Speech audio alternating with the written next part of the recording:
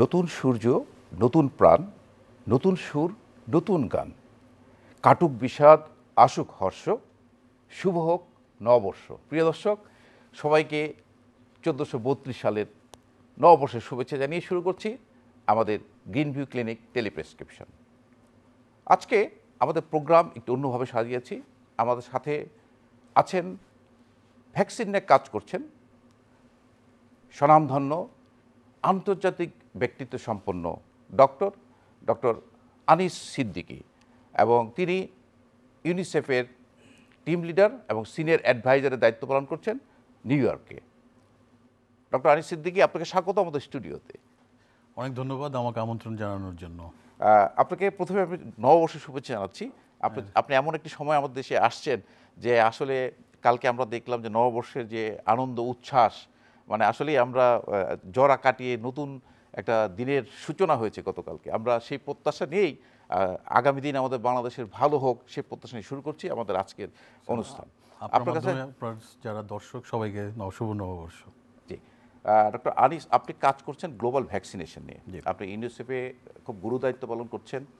আমরাও কিন্তু দেখেছি যে ভ্যাকসিন মানে প্রিভেন্টিভ, আমাদের স্বাস্থ্য সেক্টরে প্রিভেন্টিভ যে ব্যবস্থাপনা ভ্যাকসিনেশন, এর মাধ্যমে কিন্তু আমরা অনেক ধরনের আমাদের উপকার আমরা পেয়েছি। যেমন আমি বলতেই পারি, বাংলাদেশে আপনি যদি দেখেন, আমরা কিন্তু স্মল পক্স ইরাডিকেশন করছি ভ্যাকসিনের মাধ্যমে। এটা কিন্তু আমাদের বাংলাদেশে একটা অ্যাচিভমেন্ট, বিশাল অ্যাচিভমেন্ট। হ্যাঁ, আমরা কিন্তু পোলিও রোগ নির্মূল করেছি ভ্যাকসিনেশনের মাধ্যমে।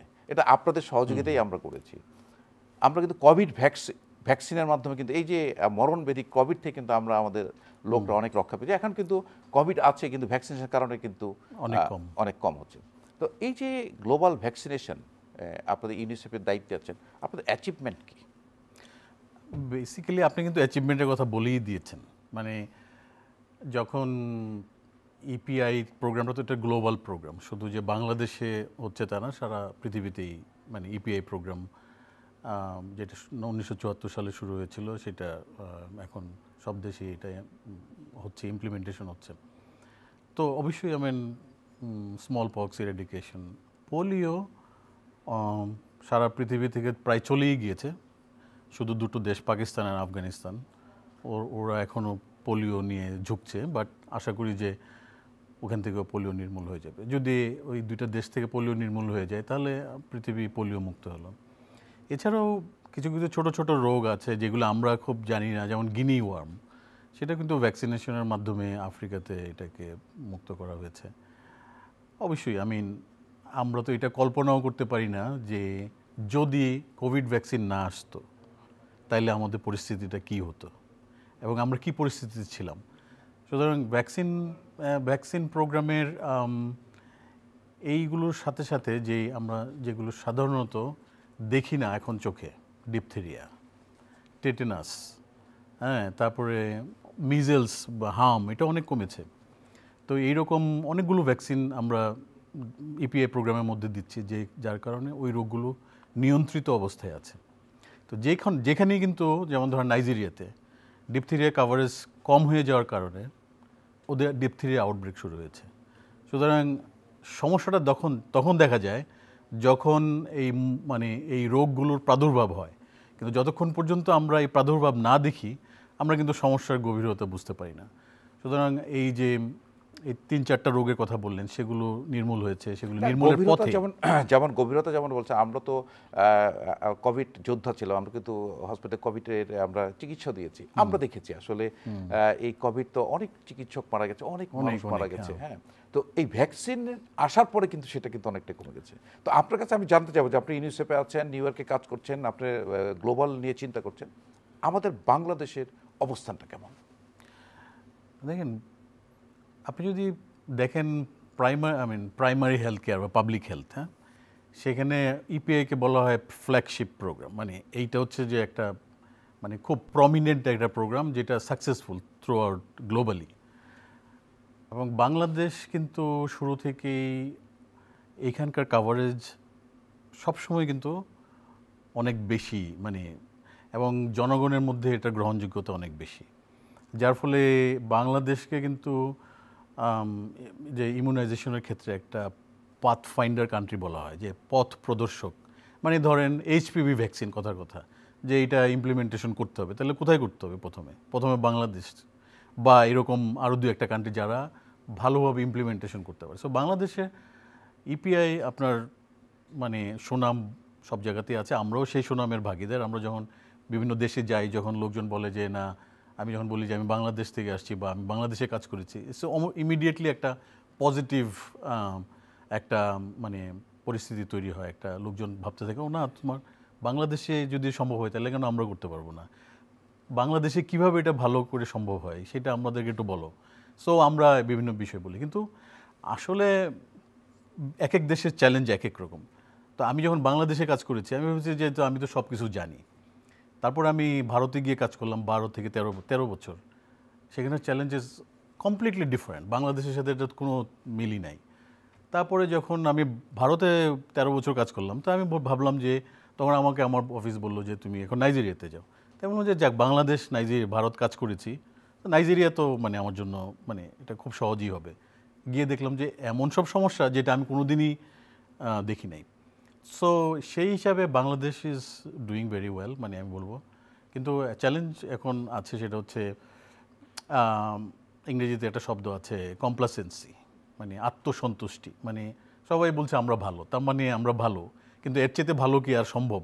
সেই জায়গাটা বোধহয় একটু মানে সমস্যা হচ্ছে। একটু গ্যাপ আছে। হ্যাঁ, না, আপনি যেমনটি বলছিলেন আসলে যে ইপিআই ভ্যাকসিন, এটা কিন্তু ওয়ার্ল্ড ওয়াইড, আপনি তো ইউনিসেফ থেকে দেখছেন, আপনি বিভিন্ন দেখছেন, ইপিআই কিন্তু আমাদের একটা সফল একটা প্রোগ্রাম, যে আমরা ইমিউনাইজেশনের জন্য, বিশেষ করে শিশুদের ক্ষেত্রে, যেটা আমরা আন্ডার 5 চিলড্রেনের ক্ষেত্রে এটা একটা সফল, এবং এটা আমাদের যে ইনফ্রাস্ট্রাকচার হেলথের, সেই হেলথ ইনফ্রাস্ট্রাকচারের মাধ্যমে আমরা কিন্তু সকল শিশুকে এটা আওতায় আমরা আনতে পারছি, এবং এটা কিন্তু আমরা সফলতাও পাচ্ছি এই ভ্যাকসিনেশনের মাধ্যমে। তো এই যে ইপিআই শিডিউলে যে ভ্যাকসিনগুলো ছিল, এখনও সেটি আছে, whooping cup, measles, TB, meningitis, এই ভ্যাকসিনগুলো ছিল। এখানে কি নতুন কোনো সংযোজন করার কোনো সুযোগ আছে কিনা? না, নতুন নতুন অনেক ভ্যাকসিন যোগ হয়েছে, যেমন হ্যাপাটাইটিস বি, তারপরে পিসিভি, তারপরে ওই যে আমরা বলতাম DPT-1, তার সাথে আরও কিছু অ্যান্টিজেন যোগ করে পেন্টা 5টা ভ্যাকসিন একসাথে দেওয়া হচ্ছে। সো নতুন নতুন ভ্যাকসিন, নতুন নতুন মানে অ্যান্টিজেন কিন্তু ইপিআই প্রোগ্রামে যোগ হচ্ছে। তাছাড়া এমনিতেই টিটেনাসের জন্য আলাদা করে স্পেশাল ক্যাম্পেইন আছে। আমরা আশা করি যে একসময় এই রুটিন ইমিউনাইজেশন প্রোগ্রামে HPV-টাও যোগ হবে। আমাদের এখানে এইচপিভি যোগ হয়েছে, যেমন স্কুল গোয়িং মেয়েদের ক্ষেত্রে এটা ক্যাম্পেইন পর্যায়ে আছে, ক্যাম্পেইন পর্যায়ে আছে, কিন্তু এটা রেগুলার একটা সিস্টেমের মধ্যে নিয়ে আসে, এবং যখনই কেউ অ্যাডোলেসেন্ট হবে সেখানে তাকে স্কুলের মাধ্যমে বা আউটরিচের মাধ্যমে তাকে ভ্যাকসিনেশন দেওয়া হবে। আরেকটা মেজর ব্রেক থ্রু হয়েছে, যেটা আমরা খুব বেশি এখানে জানি না, সেটা হচ্ছে যে ম্যালেরিয়া ভ্যাকসিনের একটা মানে আবিষ্কার হয়েছে, বা ম্যালেরিয়া ভ্যাকসিনটা কিন্তু আফ্রিকার 3টা দেশে পাইলট করার পরে দেখা গেছে যে ওই ভ্যাকসিনগুলো যথেষ্ট মানে কার্যকরী। তো বছরের পর বছর বিলিয়ন বিলিয়ন ডলার খরচ হচ্ছে ম্যালেরিয়া প্রোগ্রামের জন্য, কিন্তু ম্যালেরিয়া কখনোই কন্ট্রোল হচ্ছে না। সো আমরা আশা করতেছি যে ম্যালেরিয়া ভ্যাকসিনের মাধ্যমে আমরা ম্যালেরিয়া রোগটাকেও নিয়ন্ত্রণে নিয়ে আসতে পারবো। সো এটা এখন আফ্রিকাতে শুরু হয়েছে, কিন্তু বাংলাদেশেও এক সময় হয়তো এটা আসবে। না, আমরা তো আমাদের বাংলাদেশ কিন্তু ম্যালেরিয়া প্রবণ এলাকা। আমরা যদি হিলের কথা চিন্তা করি বা সিলেট অঞ্চলের কথা চিন্তা করি, সেক্ষেত্রে একটা ম্যালেরিয়া জোন হিসেবে কিন্তু চিহ্নিত করা হয়, এবং একটা দেখা গেছে যে ক্লিনিক্যালি অনেক সময় ট্রিটমেন্ট করাটাও এই জ্বরটাকে ম্যালেরিয়া জ্বর কিনা একটু আমাদের জন্য একটু চ্যালেঞ্জ হয়ে দাঁড়ায় আর কি। তো সেক্ষেত্রে ম্যালেরিয়া ভ্যাকসিন তো একটা কার্যকরী ভ্যাকসিন, আমাদের দেশে কিন্তু এখনও আমি যতটুকু জানি যে ম্যালেরিয়া ভ্যাকসিন হয়তো চালু হয়নি। তো আপনি যদি বলছেন যে অন্যান্য দেশগুলোতে হয়েছে, তো আপনি আমাদের বাংলাদেশের জন্য ম্যালেরিয়া ভ্যাকসিন চালু করার কোনো চিন্তা ভাবনা করছেন কিনা? মানে এইটার প্রশ্নটা উত্তর দিতে গেলে কিছু বেসিক মানে একটু ব্যাকগ্রাউন্ডে কিছু কথা বলতে হবে। সেটা হচ্ছে যে ভ্যাকসিন সাপ্লাই যে হয় এক একটা দেশে, এটা কিন্তু খুব সহজ একটা ফর্মুলা না যে আমি চাইলাম আর ভ্যাকসিন পেলাম, সেরকম না। সরকার যদি কিনতে চায় ভ্যাকসিন, সে যে কোনো ভ্যাকসিন কিনতে পারে, এইটাতে কোনো বাধা নাই। কিন্তু আমরা যে গ্লোবাল ইপিআই প্রোগ্রামের মধ্যে যে ভ্যাকসিনটা দেই, সেইখানে এক একটা সংস্থার এক একটা রোল আছে। যেমন বিশ্ব স্বাস্থ্য সংস্থা, ইউনিসেফ, তারপরে আছে গ্যাভি নামে একটা সংস্থা আছে, গ্লোবাল ভ্যাকসিন অ্যান্ড ইমিউনাইজেশন। আগে যেটা হতো বিভিন্ন ডোনার, হ্যাঁ, তারা কিন্তু সরাসরি এক একটা দেশকে সাপোর্ট করতো ভ্যাকসিন কেনার জন্য। এখন কোনো ডোনার কিন্তু কোনো দেশকে সরাসরি টাকা দেয় না, তারা দেয় গ্যাভিকে, মানে এটা হচ্ছে একটা সেন্ট্রালাইজড সংস্থা। সমস্ত টাকা একটা জায়গায় এসে, মানে সমস্ত আর্থিক ব্যবস্থাপনা এক জায়গায় থাকবে। এবং তাদেরকে বিশ্ব স্বাস্থ্য সংস্থা তাদেরকে তাদের টেকনিক্যাল রিভিউ কমিটির মাধ্যমে তারা বলে যে এইখানে আমাদের ভ্যাকসিন দরকার। হ্যাঁ, যখন এই জিনিসটা যখন মানে তৈরি হয়, মানে যখন নাকি আমরা একমত হই যে না এই দেশে এই ভ্যাকসিন যাবে, তখন UNICEF come into the picture. আমরা তখন ওই টার্গেটটা নিয়ে আমরা তখন ওই ভ্যাকসিনটা প্রকিউর করি, মানে ভ্যাকসিনটা কিনি। আমাদের কোপেনহেগেনে একটা সাপ্লাই ডিভিশন আছে, বিশাল একটা অফিস আছে। সো ওইখান থেকে বিভিন্ন ফার্মাসিউটিক্যালসে আমরা যোগাযোগ করি, সেখান থেকে আমরা ভ্যাকসিন কিনি। সেই ভ্যাকসিনটা ওই যে আপনার বিশ্ব স্বাস্থ্য সংস্থা, গ্যাভি, ইউনিসেফ মিলে যে কোঅর্ডিনেশন বডি, তাদের রেকমেন্ডেশন অনুযায়ী আমরা এই ভ্যাকসিনটা সাপ্লাই করি। সেটা কোভিডের ক্ষেত্রে বা চাইল্ডহুড ভ্যাকসিনের ক্ষেত্রে সব জায়গাতেই এটা।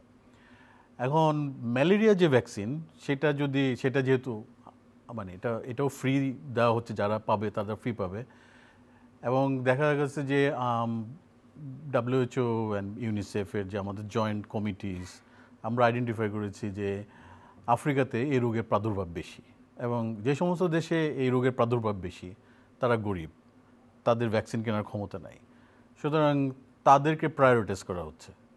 সুতরাং যেই আমি বললাম যে 3টাতে পাইলট হয়েছে, এখন আরও 8টাতে শুরু হয়েছে কাজ, তারপরে 23টা কান্ট্রিতে আবার শুরু হবে, তারপরে অল ওভার আফ্রিকা হবে। এত এক সময় হয়তো এটা বাংলাদেশে আসবে। কিন্তু বাংলাদেশ এখন আর বৈশ্বিক পরিপ্রেক্ষিতে মানে কি বলবো যে এটা মানে লিস্ট ডেভেলপ কান্ট্রি হিসাবে তো আর পরিগণিত হয় না, কারণ আমাদের পার ক্যাপিটা ইনকাম বেড়েছে, এবং এইটা জেনারেলি লোকে বিশ্বাস করে যে বাংলাদেশ যদি চায় তাহলে তার ভ্যাকসিন কিনতে পারে। সুতরাং এই জায়গাটাতে একটু মানে catch-20 আছে আর কি, যে আপনি যদি ম্যালেরিয়া ভ্যাকসিন এখানে চালু করতে পারেন, সেই ক্ষেত্রে আপনার রিসোর্স মোবিলাইজেশন করতে হবে, এবং চাইলে আপনি সরাসরি যারা এই ভ্যাকসিন তৈরি করে, গ্ল্যাক্সো স্মিথলাইন এবং বা সিরাম ইনস্টিটিউট, ওদের কাছ থেকে সরাসরি ভ্যাকসিন কেনা যেতে পারে। কিন্তু যদি আমাদের মাধ্যমে আসতে হয়, ইপিআই এর মাধ্যমে, তাহলে ওই প্রায়োরিটাইজেশনের মাধ্যমে আসবে। মানে So that is the issue. আসলে আমাদের যে বাংলাদেশের যে এই ভ্যাকসিনেশন যে চিত্রটা, যেমন আপনি যদি আমরা কোভিড ভ্যাকসিনের কথাই বলি, এখানে আসলে একটা অ্যাওয়ারনেসের খুব প্রয়োজন থাকে যে ভ্যাকসিনটা কেন দিব, একটা অ্যাওয়ারনেস প্রোগ্রামও থাকে এই রোগের এগেনস্টে। রোগ হয়ে গেলে তো তার চিকিৎসা অনেক ব্যয়বহুল হয়, কিন্তু একটা ভ্যাকসিনের মাধ্যমে যদি রোগটা, যেমন আপনি শুরুতে শুরু করেছিলেন যে হিউম্যান প্যাপিলোমা ভাইরাস যেটা সার্ভাইকাল ক্যান্সার করে, কিন্তু একটি মাত্র টিকা যেটা এই সার্ভাইকাল ক্যান্সার প্রতিরোধ করা সম্ভব।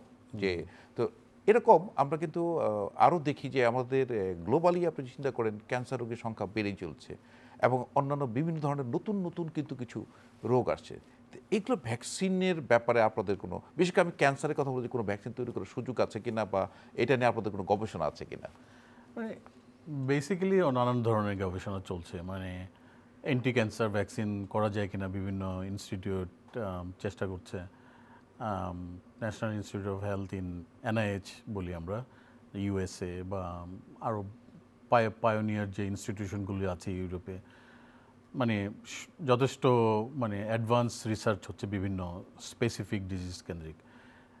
আমরা তো চাই এরকম যে কোনো রোগ যদি আমি প্রিভেন্ট করতে পারি তাহলে তো সেটা হচ্ছে বেস্ট। মানে এখন ভ্যাকসিন প্রিভেন্টেবল ডিজিজ কতগুলো আছে সেগুলো আইডেন্টিফাই করার ব্যাপার আছে, ভ্যাকসিন প্রিভেন্টেবল কার্সিনোমা কী আছে সেগুলো আইডেন্টিফাই করার ব্যাপার আছে। কথার কথা, যদি আমি এমন একটা ভ্যাকসিন আবিষ্কার করতে পারি যেটা মানে ব্রেস্ট ক্যান্সারকে মানে প্রিভেন্ট করে, তাহলে তো হাজার হাজার মানে মায়েরা তারা উপকৃত হবে। লাকিলি সার্ভাইকাল ক্যান্সারের বিরুদ্ধে যে ভ্যাকসিনের মানে টেস্ট ট্রায়াল হয়েছে সেটা সাকসেসফুল হয়েছে, এবং এইটা দিয়ে শুরু হয়েছে যে অ্যান্টি ক্যান্সার বা এই ধরনের ভ্যাকসিন এটা সম্ভব। এখন যেমন ধরেন আমার কাছে বাংলাদেশের স্ট্যাটিস্টিক্স নাই, কিন্তু যেহেতু আমি নাইজেরিয়াতে কাজ করেছি এবং ওটার সাথে জড়িত ছিলাম ইমপ্লিমেন্টেশনের জন্য, বছরে 8,000 মহিলা মারা যায় মানে এই জরায়া মুখ ক্যান্সারে। তাহলে এবং সেটা হচ্ছে মর্টালিটি এবং মরবিডিটিও আছে অনেক, মানে তার 3-4 গুণ যারা সাফার করছে। তাহলে যদি আমরা এই ভ্যাকসিনটা দেই তাহলে এই জীবনগুলো বাঁচে, এই মানুষগুলো বাঁচে। এবং এইটার কিন্তু অবশ্যই আফ্রিকাতে প্রাদুর্ভাব একটু বেশি, কিন্তু আমাদের দেশেও কিন্তু আমাদের দেশেও কিন্তু যথেষ্ট অনেক কম অনেক নয়। হচ্ছে। হ্যাঁ, তো আমি আশাবাদী যে এগুলোর মানে এই রিসার্চের মানে একটা আরও যেই ডিজিজগুলোকে টার্গেট করে রিসার্চ হচ্ছে সেগুলো সাকসেসফুল হবে। ডক্টর আনিস, আরেকটি বিষয় আমরা জানতে চাচ্ছি যে আমাদের বাংলাদেশেও তো ধরেন অনেক ধরনের গবেষণা, আমরা কিন্তু কোভিড ভ্যাকসিনের কিন্তু আমাদের বাংলাদেশ কিন্তু ট্রায়াল পর্যায়ে চলে গিয়েছিল। হ্যাঁ, তো আমাদের দেশেও কিন্তু সুযোগ আছে, আমাদের কিন্তু মেধাবী অনেক রিসার্চ গবেষক আছে, তারা কাজ করতে চায়। তাদের ক্ষেত্রে কি আপনাদের কোনো সহযোগিতার কোনো সম্ভাবনা আছে কিনা, নতুন নতুন ভ্যাকসিন তৈরি করার, বা যারা আসলে রিসার্চ ছাড়া কোনো, যেমন কোভিড সবচেয়ে আমার কাছে যেটা মনে হয় যে দ্রুততম সময়ে যে ভ্যাকসিনটা আবিষ্কার হয়েছে সেটা হলো কোভিড ভ্যাকসিন। হ্যাঁ, তো এরকম মানে আমাদের দেশেও কিন্তু অনেক প্রতিভাবান গবেষক আছে যারা গবেষণার কাজ করতে চায়। আপনারা ইউনিসেফ থেকে তাদের কোনো সহযোগিতার হাত বাড়াবেন কিনা? মানে এটা খুব গুরুত্বপূর্ণ একটা প্রশ্ন। আমি বলবো যে রিসার্চের ক্ষেত্রে আমরা কিন্তু অনেক পিছিয়ে অ্যাজ এ ডক্টর। মানে আপনাকে আমি বলছি যে আপনি যখন ছাত্র জীবনে পড়াশোনা করেছেন, আপনি কি দেখেছেন যে আপনার মেডিকেল কলেজে এই রিসার্চের ব্যাপারে কোনো উৎসাহ দেওয়া হচ্ছে কোথাও থেকে? খুব কম। বেসিক্যালি আমাদের যে মেডিকেল শিক্ষা ক্ষেত্রে যেই পদ্ধতি, তার মধ্যে কিন্তু রিসার্চ নিয়ে খুব একটা নাই আর কি। এবং এবং বিভিন্ন বিশ্ববিদ্যালয়গুলোতে আপনার যে রিসার্চ হয় সেটাও কিন্তু খুব কম পরিসরে। তো এই জায়গাতে একটা বড় সমস্যা হচ্ছে, কারণ হচ্ছে যে আপনার ডিমান্ড আছে, কিন্তু সেই ডিমান্ড ইনফ্লুয়েন্স সাপ্লাই কিন্তু নাই, কারণ আপনার যথেষ্ট পরিমাণ রিসার্চার তৈরি হচ্ছে না। দু একটা ইনস্টিটিউশন ওরা রিসার্চার তৈরি করে, হাতে গোনায়, আইসিডিডিআরবি বা সেরকম।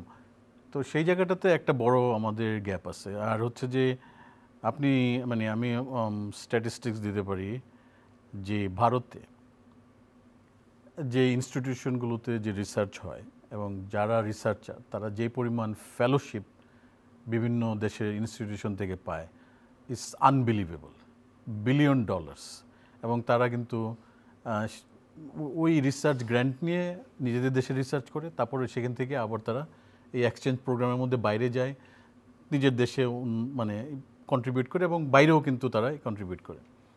কিন্তু আমাদের দেশে যেহেতু রিসার্চের ক্ষেত্রে ওই জায়গাটাতে গ্যাপ আছে, কিন্তু আমাদের স্টুডেন্টরা রিসার্চ গ্র্যান্টের জন্য নাওডেজ আমি যেটা বলতে চাচ্ছি, নাওডেজ কিন্তু অনেক তরুণ রিসার্চাররা এগিয়ে এসেছে, তারা কিন্তু ইয়াং জেনারেশন তারা কিন্তু রিসার্চ করতে চায়। কিন্তু অনেক সময় দেখা যায় আমাদের যে আর্থিক সক্ষমতা বা একটা রিসার্চ করতে অনেক টাকা বিনিয়োগের প্রয়োজন হয়ে থাকে। আপনি যেমনটি বলছিলেন যে $1 বিলিয়ন ইনভেস্ট করা হয়, ভারত থেকে রিসার্চ হচ্ছে, বাইরে যাচ্ছে।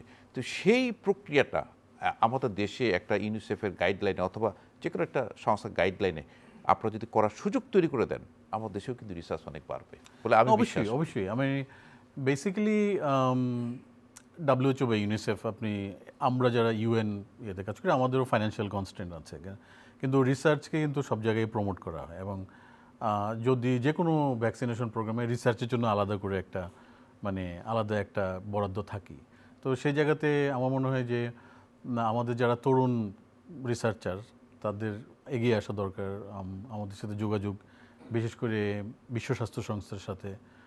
এখানে যে বিভিন্ন দেশীয় অফিস আছে, এবং এছাড়া এর বাইরেও অনেক ফিলান্থ্রপি আছে যারা রিসার্চে হেল্প করতে চায়। অনেক ফার্মাসিউটিক্যালস বিভিন্ন দেশে, কিন্তু তারাও কিন্তু আপনার মতো যারা পলিসি লেভেলে কাজ করে তাদের মধ্যেও মোবিলাইজ করা যায় যে রিসার্চের জন্য আলাদা গ্র্যান্ট রাখা। সো এইভাবে কিন্তু একটা জন সচেতনতা, এবং যারা রিসার্চ করবে তাদের মধ্যেও কিন্তু একটা পরিবেশ তৈরি করা যায়, এবং যারা পলিসি মেকার, যারা আরও বিত্তবান বা ভালো ব্যবসায়ী, তাদের মধ্যেও এই চিন্তাটা, এই দেশাত্মবোধটা নিয়ে আসা যে আমাদের গবেষণায় আমাদেরকে আগাইতে হবে, আমাদের তরুণদেরকে সাপোর্ট করতে হবে। আমার মনে হয় যে সেটা সম্ভব। না, এই ক্ষেত্রে আমরা আসলে আপনার কাছে সহযোগিতা প্রত্যাশা করি যে আমাদের দেশের তরুণরা যেন এই রিসার্চ করতে পারে, ভ্যাকসিন আবিষ্কার করতে পারে, সেই বিষয়টাও আপনার একটু সুনজর আমরা আশা করব। পাশাপাশি আমি যেটা বলতে চাই যে এই ভ্যাকসিন নিয়েও কিন্তু ভ্যাকসিন তো আমাদের জন্য একটা আশীর্বাদ হিসেবে আমরা মনে করি, যেমন কোভিড ভ্যাকসিনটা তাই, যে কোনো ভ্যাকসিনই তাই। কিন্তু এর বিপক্ষ কিন্তু একটা মত আছে যে কোভিড ভ্যাকসিন দেওয়ার ফলে তার কমপ্লিকেশন হয়েছে, কোভিড ভ্যাকসিন দেওয়ার ফলে তার জ্ঞান শক্তি কিছুটা কমেছে, কিছু কিছু কিন্তু কোশ্চেন অ্যারাইজ করেছে বিভিন্ন সেক্টরে।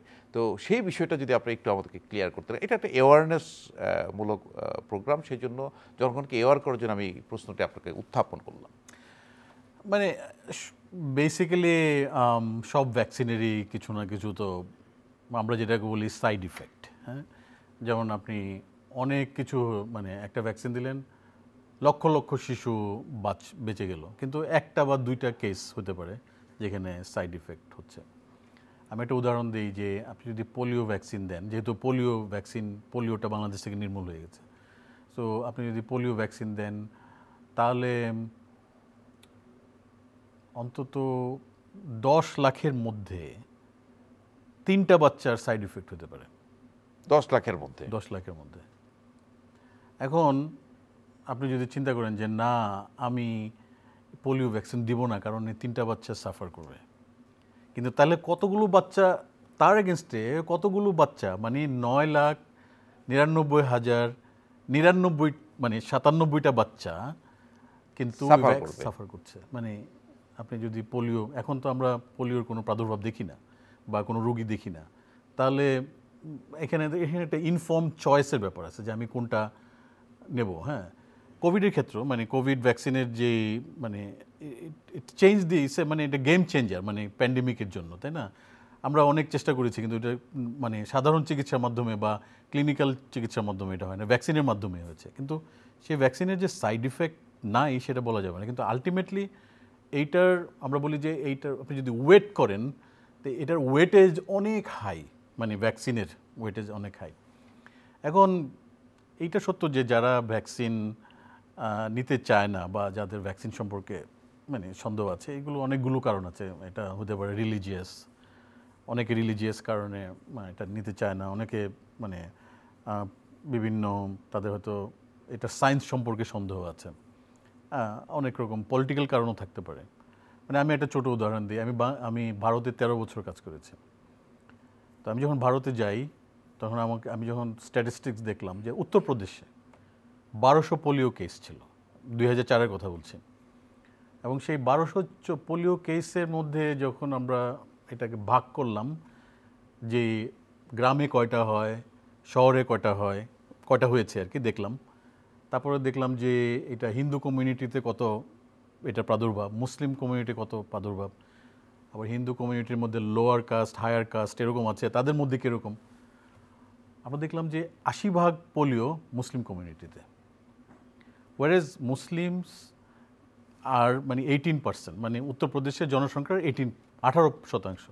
তাহলে এইটা কিভাবে সম্ভব? তো এইটা আমরা ইনভেস্টিগেট করে দেখলাম যে আসলে মুসলিম কমিউনিটিতে মানে ভ্যাকসিনের মানে নিয়ে অনেক সন্দেহ আছে। তারপরে বিভিন্ন ইনস্টিটিউশনের, মানে নাম বলতে চাই না, সাহারানপুরে একটা বড় মাদ্রাসা আছে, সেখান থেকে কেন ফতোয়াই দেওয়া হয়েছে যে সেই ভ্যাকসিনটা হারাম। তখন ইটস এ বিগ চ্যালেঞ্জ, মানে পোলিও, মানে আমরা 2000 সালের মধ্যে পোলিও শেষ করতে চাই, কিন্তু 2002 সালে 2004 সালে 1200-1600 কেস ভারতে, এটা একটা অস্বাভাবিক ব্যাপার। তখন আমরা বিভিন্ন একটা স্ট্র্যাটেজি তৈরি করা শুরু করলাম যে কী করা যায়। তো আমরা তাদের সাথে আবার দেখা করলাম যে আপনারা এটা হালাল করে একটা ফতোয়া দেন, হারাম কেন দিচ্ছেন? বলে যে না, আমাদের কাছে এই তথ্য, আমরা এই জন্য আমরা, কিন্তু আপনি যদি এটা প্রমাণ করতে পারেন তাইলে আমরা কিন্তু এটা হালাল হিসেবে ফতোয়া দিব। কীভাবে প্রমাণ করব? আমরা আলিগড় মুসলিম ইউনিভার্সিটিতে গেলাম, যাওয়ার পরে সেখানকার যে টিচার, মানে সায়েন্টিস্ট, উপাচার্য, তারা মিলে কমিটি করে তারা বলল যে রিসার্চ করে বলল যে এই ভ্যাকসিনে কোনো হারাম কম্পোনেন্ট নাই।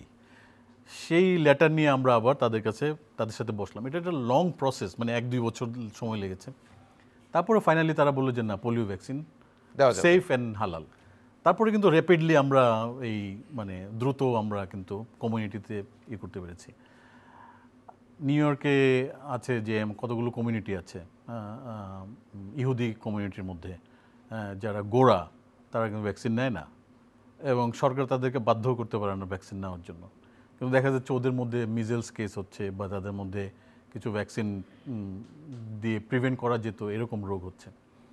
তো এইগুলো এটার জন্য হচ্ছে যে আমাদের কনস্ট্যান্ট মানে এগুলোর সাথে আমাদের মানে ফেস করে চলতে হবে। আমাদের এটা আসলে- বিহেভিয়ারাল চেঞ্জ প্রোগ্রাম আছে আমাদের। মানে এগুলো আসলে একটা চ্যালেঞ্জ থাকে, আপনি যেমনটি বলছিলেন যে আসলে এটা অ্যাওয়ারনেস, এটা এবং অ্যাওয়ারনেসের পক্ষে কিছু আপনাকে কাজও করতে হবে, যে আপনি একটা প্রুফ করতে হবে যে এটা আসলে দেওয়া গেলে কোনো মানে দেওয়া যাবে কি যাবে না, যেমনটি আপনি করেছেন, এটা একটা সফলতা বলবো আমি।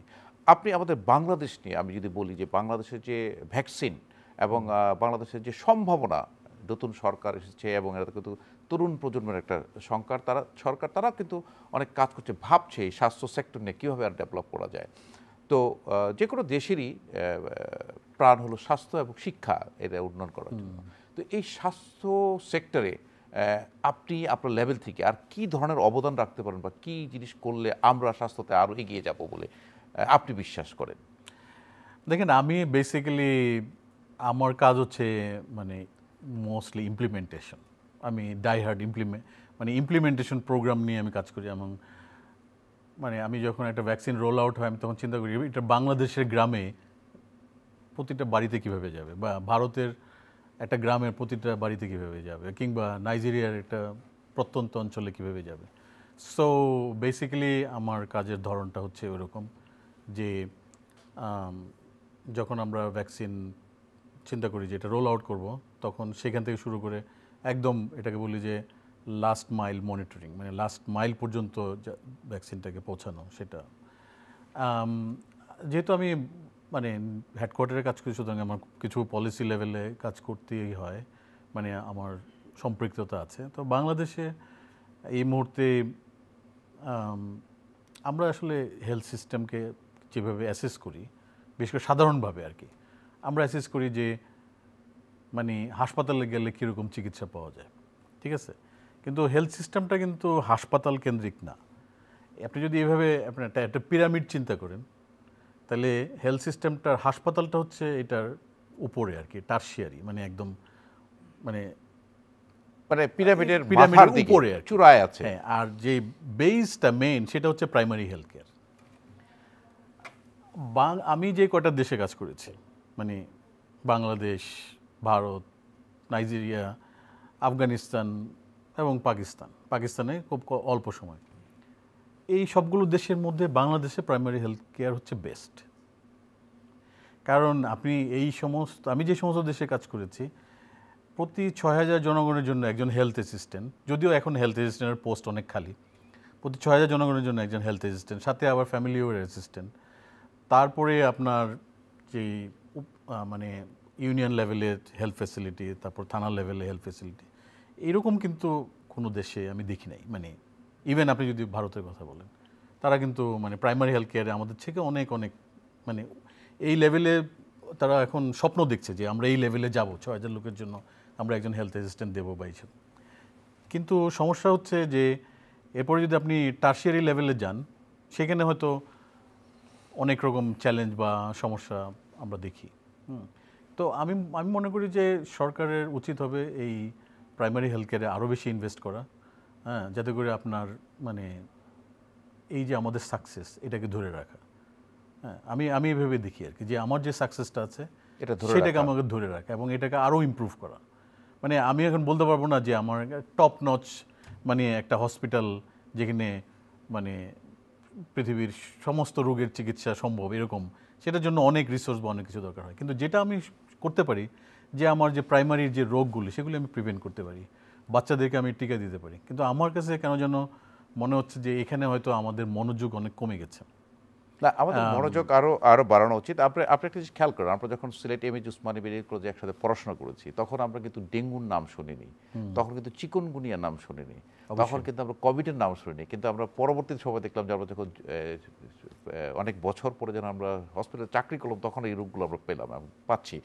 আমাদের প্রত্যাশা থাকবে যে আগামী দিনগুলোতে যেন বাংলাদেশ স্বাস্থ্য এগিয়ে যায় এবং আপনাদের সহযোগিতা কিন্তু আমাদের প্রাইম একটা আবেদন থাকবে, আপনাদের সহযোগিতা বাংলাদেশের দিকে থাকুক। তো আপনাকে অসংখ্য ধন্যবাদ ডক্টর আনিস সিদ্দিকী, আপনি ব্যস্ততার মাঝে আমাদেরকে সময় দিয়েছেন, আপনাকে অসংখ্য ধন্যবাদ। অনেক ধন্যবাদ আমাকে আবারও আমন্ত্রণ করার জন্য। Thank you. প্রিয় দর্শক, আপনাদেরকে অনেক ধন্যবাদ এতক্ষণ আমাদের সঙ্গে থাকার জন্য। দুঃখ, বেদনা এবং অশুভকে পিছে ফেলে চলুন আগামী নতুন দিনের দিকে আমরা এগিয়ে যাই। আবারও সবাইকে শুভ নববর্ষ। ভালো থাকুন, সুস্থ থাকুন, নিরাপদেই থাকুন।